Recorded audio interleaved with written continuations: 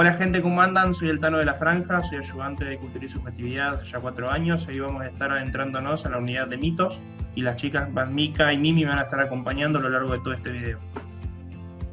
Bueno, yo soy Mika, también de la Franja, soy estudiante de comunicación de tercer año y en este video vamos a estar dando el texto de Bernard, Los orígenes del pensamiento griego. Hola chicos, ¿cómo están? Yo soy Mimi, soy estudiante de comunicación social de segundo año, también milito en la Franja y otro texto que vamos a estar viendo en este video es Mito y significado de Levi-Strauss. Así que gente, quédense y al final del video van a aparecer nuestros números de teléfono por cualquier consulta o duda que tengan al leer estos textos y que les quede también del video para poder aclararlas. Así que vamos con el video nomás. Para empezar, junto con Mika vamos a hablar del texto de Bernard, que es el primer texto que damos sobre mitos en la cátedra, que se llama Los orígenes del pensamiento griego. Nosotros vamos a leer lo que es el prólogo del libro, no vamos a leer ningún capítulo, y vamos a tratar de entender ciertas preguntas que el autor se hace al principio del texto, como de cuál es el origen del pensamiento racional en Occidente y cómo y por qué nace en el mundo griego. Al principio del texto el autor va a encontrar 3 rasgos que caracterizan lo esencial de este nuevo tipo de reflexión que se da a partir del siglo V junto al comienzo de la filosofía y de la ciencia griega.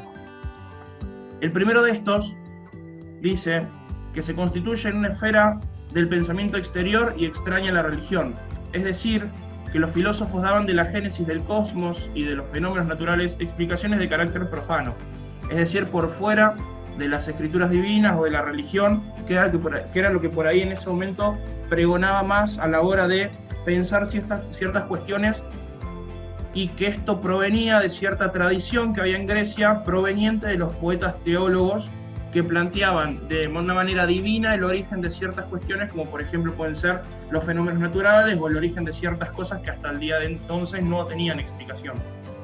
Por ahí encuentra también un segundo rasgo de este pensamiento, que es que surge la idea de un orden cósmico que ya no descansaba, como en las teogonías tradicionales, sobre el poder de un dios soberano, sino sobre una ley inmanente que depende totalmente, esto quiere decir inmanente, a todo el universo. Una regla de reparto que por ahí impone a todos los elementos que constituyen la naturaleza un orden igualitario de tal manera que ninguno puede ejercer sobre otro su dominio.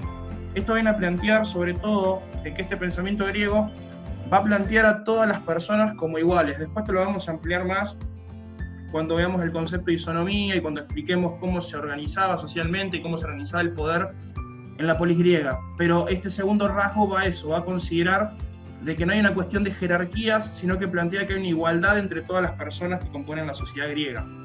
Y finalmente, este pensamiento tiene un carácter profundamente geométrico, es decir, que todos tienen, todo lo que lo componen a este pensamiento, tiene un igual valor. Es decir, que concibe y proyecta el mundo físico en un marco espacial que ya no se define por sus cualidades religiosas, de fasto o nefasto, sino que está hecho de relaciones recíprocas, simétricas y irreversibles. Algo que pasaba previo al origen del pensamiento griego era de que, por ejemplo, había ciertas cuestiones de la naturaleza que no se las estudiaba porque había un orden jerárquico que imposibilitaba la posibilidad de querer explicar esto que se quería definir, si se quiere, y otra vez volviendo a los primeros, se explicaba a través de una manera más mágica, más proveniente de la religión. Entonces, estos 3 rasgos lo que estaban estrechamente relacionados, ¿sí?, entre sí, y daban origen a esta nueva forma de reflexión, a esta nueva forma de pensamiento griego.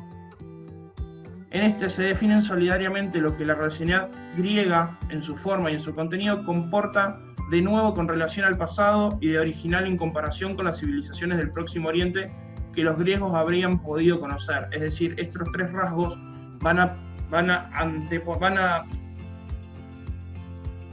oponerse a toda una creencia que provenía de ciertas líneas de pensamiento que por ahí provenían de Oriente, como por ejemplo la cuestión del anaximicénico, que más adelante seguramente vamos a estar retomando. Y como para cerrar esta primera parte, y retomando un poco lo que era el segundo rasgo, el concepto de isonomía, sobre el cual va a trabajar Bernard para explicar, y cuál va a ser también este concepto de isonomía, que va a estar dentro de estos 3 rasgos del pensamiento griego. Cuando hablamos de isonomía, basándonos en el término griego proveniente de la filosofía, hablamos de un concepto de igualdad de derechos civiles y políticos de los ciudadanos. ¿Sí? Ahora Mika va a explicar cómo se organizaban socialmente, cómo se organizaba el poder en la polis y cuáles son las cuestiones que surgen, pero tengan en cuenta este concepto de isonomía, que es súper importante para entender el porqué de cómo se origina esta nueva forma de pensamiento en la Grecia antigua. Bueno, para explicar un poco más o menos por qué se produjeron estos tres rasgos en el mundo griego, todo empieza con la aparición de la polis, que no marca solo una serie de transformaciones políticas y económicas, sino que también implica un cambio en la mentalidad. El descubrimiento de otro horizonte, la elaboración de un nuevo espacio social, que esto es muy importante, que se centra en el ágora, lo que vendría a ser la plaza pública. En este momento, la palabra y el libre debate se convierten en un arma política. Empieza a aparecer el arte de la argumentación, lo que vendría a ser la retórica. También aparecen las leyes, los derechos. La palabra empieza a regular todo lo que son las relaciones en lo social y en lo espiritual. Ya no se pensaba al rey o al monarca como algo divino, sino que la primera Sofía lo que intenta definir son los fundamentos de un nuevo orden humano que sustituiría el poder absoluto del monarca por una ley igualitaria. La ciudad toma entonces la forma de un cosmos circular y centrado. Esto quiere decir que cada ciudadano es semejante a todos los demás, obedeciendo y mandado por turno, deberá sucesivamente, siguiendo el orden del tiempo, ocupar y ceder todas las posiciones simétricas que componen el espacio cíclico. Después de esto vamos a intentar explicar o tomar estos dos conceptos de lo que habla mucho el texto, que son el mito y la razón. Antes los griegos en ese momento no habían intentado o inventado una razón como categoría única y universal. O sea, era una razón que tiene el lenguaje como instrumento y que permite actuar sobre los hombres. No existe una sola razón griega, sino que se hace referencia a distintos tipos de racionalidad. Se puede distinguir en el pensamiento mítico formas y niveles diversos. Antes la palabra mito no tenía el sentido que le damos ahora. Mitos quiere decir palabra o narración y no se presenta como una forma particular de pensamiento, sino que vehicula y difunde el azar de los contactos, los encuentros y las conversaciones. Es como ese poder sin rostro que Platón llama rumor. Y estos mitos justamente nos aparecen en las obras de todos los autores. Cuando los docentes plantean este texto es para hacer sobre todo respuestas a dos preguntas que inclusive suelen ser preguntas de parcial o preguntas de final, que son dos. La primera, ¿cómo se da este paso del mitos al logos? Que fue más o menos lo que estuvimos trabajando, esta cuestión de la conformación que decía Mika de la polis griega, con el ágora como centro, donde la retórica tiene una función primordial para la construcción del logos, porque es el arte del debate y de la argumentación que se va a dar adentro del ágora, compuesto por personas iguales que van a ir a debatir sobre qué es o no es una cosa, por ejemplo. Y la otra pregunta por ahí que suele también aparecer es esta cuestión de si el logos, al tomar tanta preponderancia, termina desplazando el mito.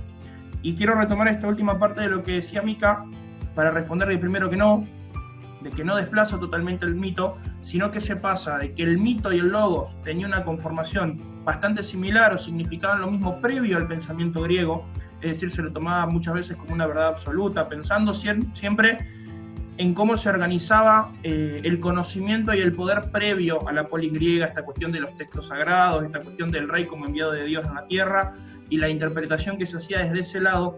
Con el surgimiento de la polis griega, del ágora y luego del logos, el mito va a quedar desplazado obviamente y se va a diferenciar del logos, el logos como aquella razón proveniente del debate en la plaza pública, y el mitos como aquella cuestión de lo se dice, como bien decía Mika, por ahí medio un criollo, que quiere decir estas cuestiones que se van transmitiendo de boca en boca y que van estructurando también a las culturas y a las sociedades. Nosotros estamos totalmente atravesados por mitos que nos han ido que hemos ido por ahí recopilando a lo largo de nuestra vida o que nos han criado inclusive con ciertos mitos, con ciertas finalidades, pero al final del texto tiene que quedar esto claro, de que el logos empieza a tener una preponderancia y se separa del mito, pero no queda desplazado del mito totalmente, porque al día de hoy hay muchísimos mitos que nos estructuran y seguramente muchos de los ejemplos que fuimos dando en las distintas clases de los prácticos dan cuenta de eso. Estuvimos hablando de aquellos mitos que nos estructuran desde que somos chiquitos y de que cómo se van transmitiendo, desde cómo hacer un té, por ejemplo, que pasa de generación en generación para calmar el dolor de garganta, hasta ciertos mitos como puede ser algún mito para poner un límite. Por ejemplo, se nos viene ahora a la cabeza el mito del hombre de la bolsa, cuando nuestros padres no quieren que salgamos de nuestra casa solos, sino que salgamos acompañados de ellos. Entonces, pensar al mito como eso que se transmite de boca en boca, pero también como algo que nos estructura y es algo que vamos a ir viendo en los próximos textos también, tanto en Tótem y Tabú, como el malestar en la cultura, de cómo estos mitos nos van a ir estructurando a lo largo de nuestra vida. Bueno, luego de haber terminado de dar este texto de Bernard, de charlar un poquito con Mica, un poco de lo que estuvimos hablando hasta recién, le vamos a dar la palabra a Mimi, que nos va a estar hablando del texto de Lévi-Strauss sobre el mito de historia y esta relación que hay entre la mitología y la historia y qué es lo que nos va a plantear Lévi-Strauss.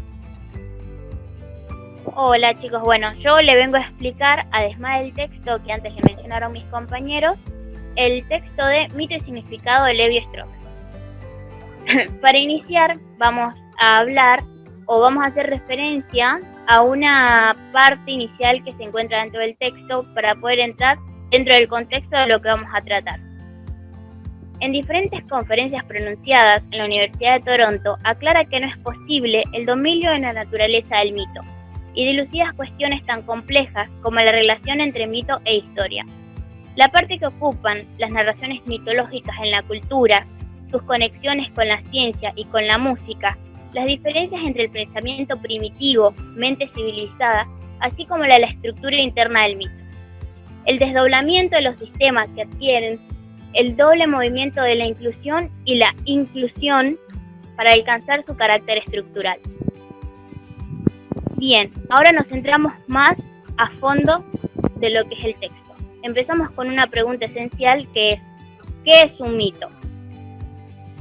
El mito se puede decir que es un relato tradicional que se refiere a unos acontecimientos prodigiosos, protagonizados por seres sobrenaturales o extraordinarios, tales como dioses, semidioses, héroes, monstruos o personajes fantásticos, que buscan dar una explicación a un hecho o un fenómeno. El mito presenta dos problemas. El primer problema es un problema teórico de gran importancia, porque cuando se examina el material publicado alrededor del mundo, parece que ese material se encuentra de dos especies. A veces los antropólogos recogen mitos que se asemejan más o menos fragmentos y remiendos, es decir, toman partes de distintos sitios o lugares y los ponen en conjunto, pero son parecidos, pero no. O sea, hay una coincidencia, pero a su vez hay una diferencia. Esto se trata de historias desconexas, que se siguen unas a otras sin ningún tipo de relación evidente entre ellas. En otros sitios, como en América Central, más específicamente, se puede decir en Colombia, se encuentran muchas historias mitológicas muy coherentes, divididas en varios capítulos, que siguen a unas obras de otras en un orden lógico.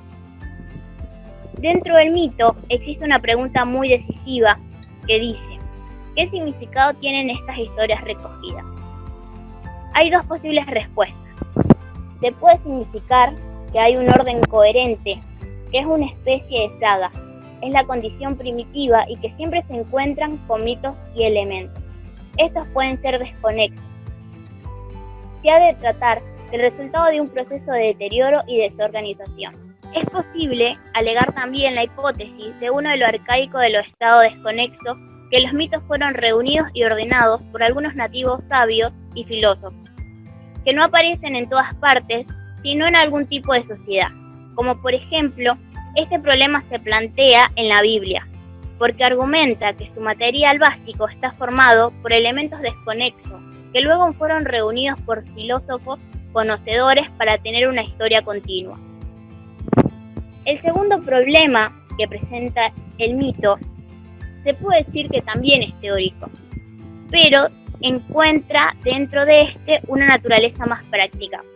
El material mitológico era principalmente recogido por los antropólogos, es decir, por las personas llegadas desde el exterior, en su gran parte. Claro, en muchos casos, como lo es en Canadá, estos contaron con la colaboración de distintos nativos. Cuando observamos que este enorme cuerpo de mitología indígena, los libros sobre la mitología, como son los de Boas y Tate, o los textos recogidos por Hunt, organizados y traducidos y publicados por Boas, observamos aproximadamente la misma organización de la información, porque se recomendaba que los antropólogos siguieran un mismo tipo ideal a la orden de poner en seguimiento todos estos materiales recogidos.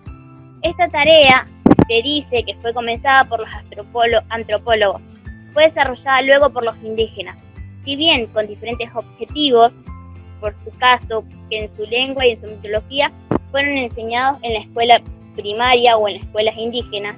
Otra finalidad consistía en emplear las tradiciones legendarias para fundamentar reivindicaciones contra los blancos. Con este material podemos analizar una especie de experiencia, comparando el que fue recogido por los antropólogos con todo aquel material que fue enseñado o publicado directamente desde las tribus nativas como son los indígenas. Características del mito. El mito trata de una pregunta existencial referente a la creación de la tierra, la muerte, el nacimiento y similares. Este está constituido por contrarios irreconciliables: creación contra destrucción, vida frente a muerte, dioses contra hombres, bien contra mal. Siempre hay un lado opuesto, o sea, siempre hay algo que se contrapone en sí. Proporciona la reconciliación de estos polos al fin de conjurar nuestra angustia. Los mitos forman parte del sistema de creencias de una cultura o de una comunidad, donde son considerados como historias verdaderas. Al conjunto de los mitos de una cultura se le denomina mitología. Dentro de los mitos existen diferentes tipos de mitos, los cuales les voy a pasar a explicar a continuación. Los mitos cosmogónicos son aquellos que intentan explicar la creación del mundo. Son los más universalmente extendidos y de los que sí existe una mayor cantidad. A menudo se sitúa el origen de la Tierra en un océano primigenio. Los mitos teogónicos. Estos relatan el origen de los dioses. Los mitos antropológicos son aquellos que narran la aparición del ser humano, que puede ser creada o a partir de la materia viva, una planta o un animal, o inerte, como son el polvo, el lodo y la arcilla. Los mitos etiológicos. Estos explican el origen de todos los seres, las cosas, las técnicas y las instituciones. Los mitos morales explican la existencia del bien y el mal. Los mitos fundacionales, que son aquellos que cuentan cómo se fundaron las ciudades por voluntad de los dioses. Y por último, los mitos escatológicos anuncian el futuro y el fin del mundo. Estos siguen teniendo una amplia audiencia. Luego del mito, si quiere decir, surge una gran problemática o disyuntiva, que es dónde termina la mitología y dónde comienza la historia. ¿Cómo hacemos nosotros para poder separar ambos? Porque si bien se sabe, los dos fueron recogidos a lo largo del tiempo, solo que cumplen distintas características. Entonces, ¿cómo reconocemos cuándo es un mito y cuándo comienza la historia? Este caso es completamente nuevo. La historia, sin archivos ni documentos escritos, apenas existía a través de la tradición oral, que aparece simultáneamente. La historia se dice que es tal como se escribe, está prácticamente y en su totalidad basada en estos documentos. La historia no pasa de boca en boca y se alimenta de las fantasías de la mente, como en el caso del mito. Ella se basa exclusivamente en lo que puede ser probado, en todo aquello que existió y en algún momento se registró, explicando así cosas reales lo más fiel posible y dándole a futuras generaciones respuestas sobre su procedencia y evolución. Bien, entonces, para tener muy en cuenta y saber bien la diferencia de dónde termina el mito y comienza la historia, hay que tener muy en claro que el mito es más fantasioso, el mito cuando lo pasan de boca en boca puede ser transformado, el mito contiene algo que nos hace imaginar, alucinar, puede tener distintas perspectivas, porque a la hora de narrar un mito yo me puedo imaginar algo y la otra persona se puede imaginar otra cosa. Esto no sucede en la historia. Bien, justamente como les dije antes, porque la historia es algo que está ahí, es auténtico, fue recogido de personas que contaron exactamente lo que sucedió, no alimenta la fantasía y se guía mucho en todos los acontecimientos. Por ejemplo, en el relato del texto de El jefe Wright hablamos de lo que podríamos denominar la génesis de un desorden. Toda la historia tiene por objeto estudiar cómo, después de su comienzo, un determinado clan, linaje o grupo de linaje, los cuales han pasado una serie de pruebas, durante periodos exitosos, durante periodos de fracaso, siendo así progresivamente hacia un fin. En una historia tremendamente pesimista, en verdad es la historia de un deterioro. En el caso del jefe Harris, el libro parece orientado principalmente a explicar el origen de un orden social, era el correspondiente a aquel periodo histórico. Todo sucede como si en la pantalla del presente se proyectase simultáneamente una cuestión diacrónica de acontecimientos para reconstruir pieza por pieza un orden sincrónico que existe y así poder ser ilustrado en la lista de nombres y privilegios de un individuo dado. Cuando el autor intenta comparar los dos relatos, comienzan con un mismo tiempo mítico o tal vez histórico. Se trata prácticamente de la misma historia en ambos libros. Explican que la ciudad fue destruida, que los sobrevivientes dejaron el lugar y comenzaron su peregrinación a lo largo de la esquena. Esto puede ser un hecho histórico, pero si se hace un análisis más fino de cómo es explicado el hecho, se verifica que si bien el tipo de acontecimiento es el mismo, difieren algunos pormenores. Como se ve, poseemos una célula explicativa. Su estructura básica es la misma, pero el contenido de la célula ya no es el mismo y este puede variar. Por lo tanto, hay una especie de mini mito dentro de la historia, porque aún muy corto y muy condensado mantiene la propiedad de un mito en la medida que podemos seguirlo bajo diferentes transformaciones. Cuando se transforma un elemento, los restantes deben ser readaptados forzosamente a los cambios sufridos por el primero. Y en estas historias de clanes lo que nos interesa es el primer aspecto. El segundo aspecto es que las historias altamente repetitivas en el mismo tipo de elementos pueden ser utilizados en diversas oportunidades en la explicación de varios acontecimientos. En resumen de cómo se explica, digamos, la historia a lo largo del tiempo, tomando en cuenta también las dos narrativas de la historia de los distintos jefes, se puede decir que se descubre que al leer los libros, la oposición simplificada entre la mitología e historia que estamos habituados a hacer no se encuentra bien definida y que puede haber un nivel intermedio. Se puede decir que la mitología es estática. Encontramos los mismos elementos mitológicos combinados de infinitas maneras, pero es un sistema cerrado, por contraposición a la que la historia es evidentemente un sistema abierto. Para que tengan en cuenta cuando yo hablo de que la historia es un carácter abierto, hace referencia a que esta está asegurado por las innumerables maneras de componer y recomponer las células mitológicas, lo que nos demuestra que usando el mismo material, una persona puede todavía conseguir elaborar un relato original para cada uno de ellos.